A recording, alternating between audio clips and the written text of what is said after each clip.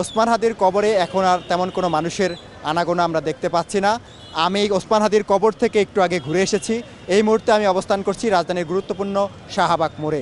এই শাহবাগ মোড়েই এখানে ইনকলাব মঞ্চের নেতাসহ সর্বস্তরের হাদি ভক্তরা এখানে সমাবেশ করেছিলেন।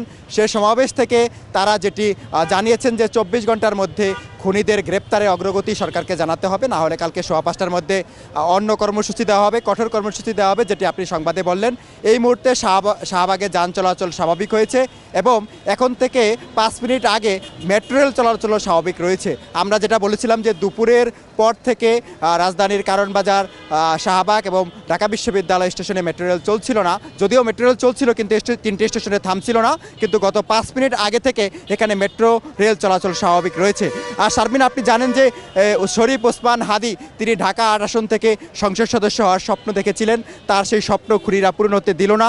তিনি এখন ঢাকা 8 আসনের অধীনেই ঢাকা বিশ্ববিদ্যালয়ের কেন্দ্রীয় মসজিদের পাশে বিদ্রোহী কবি, জাতীয় কবি কাজী নজরুল ইসলামের সমাধির পাশেই তিনি কবরস্থ হয়ে আছেন।